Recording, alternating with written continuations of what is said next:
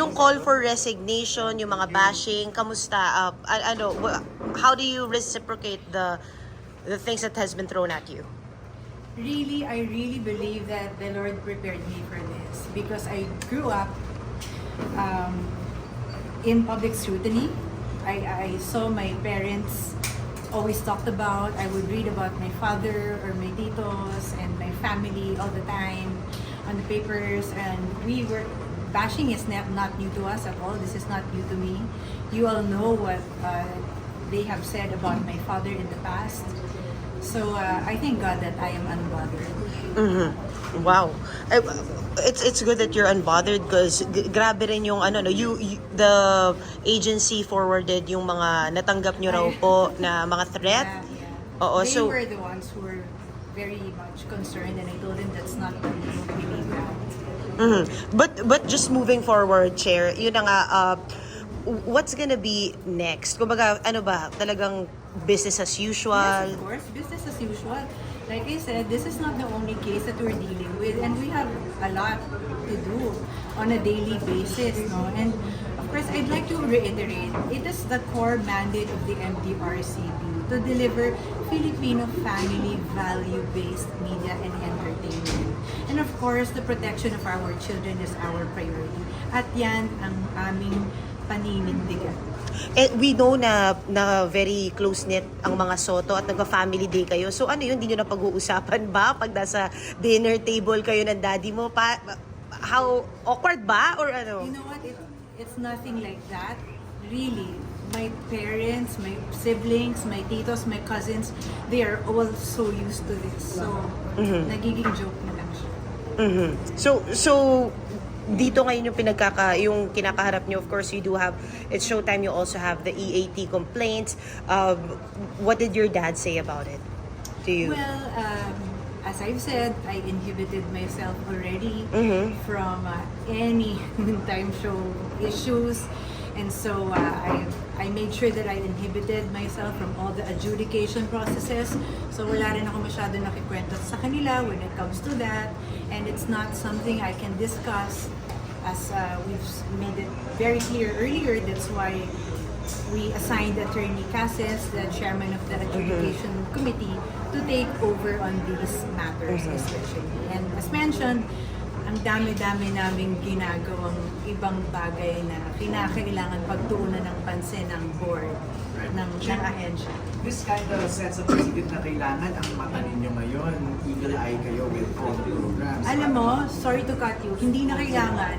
Kasi mabilis makarating ang mga reklamo at ang mga observations. So we're thankful. Right. Parang what I'm trying to say is, ngayon kailangan mahigpit ang MTRs sa lahat, not just to one. Oh, honestly, I don't think mahigpit kami.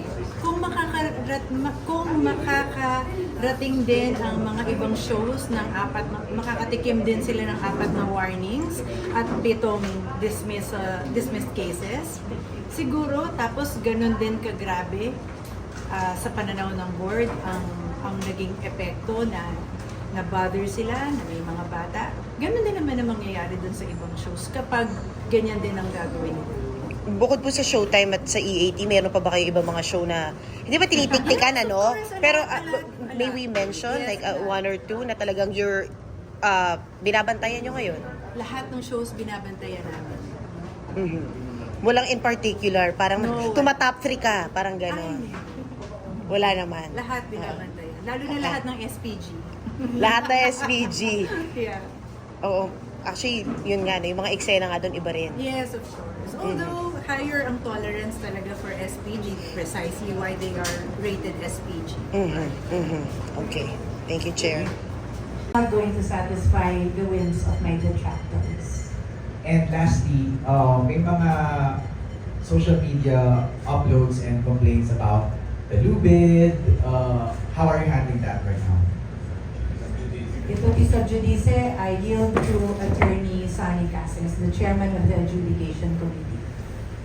So as of date, the incident or lubid incident, if you want to call it like that, it is pending before the Legal Affairs Division of this agency. And we have not yet received an endorsement or referral from that department. So right now I cannot say or should not say anything regarding that matter. Lastly, is there a difference if the production issues an apology ahead of an MTRCB decision? That would be, to my mind, I do believe, that it's a case-to-case basis. Depende po yan no? At kung grabe talaga, maski mag-apologize ka doon sa ginawa mo, talagang makita naman maliciously done. No matter how you apologize, if the facts are really grave, and you can determine from that talagang talagang may kasalanan. So, perhaps kakaroon ng mitigating effect. Pero kung let's say naman hindi naman masyadong malubha yung ginawa, hindi naman sobra, and mag-apologize ka agad immediately thereafter, it was innocently done, it was just an outburst or something, or kalokohan lang, it was a joke, walang intent, then we can take that very much into consideration po. And we have done that many times po. Is cursing on air a grave? Yes po, it's not allowed, especially pag-program, noontime show program, hindi po pwede yun. Okay, yung kay Wally po, ano niya handle? Again, yung Wally incident that is pending before us, so we cannot say what will the outcome be for the moment. Thank you po. Yung kasi hindi naman malabas, ito.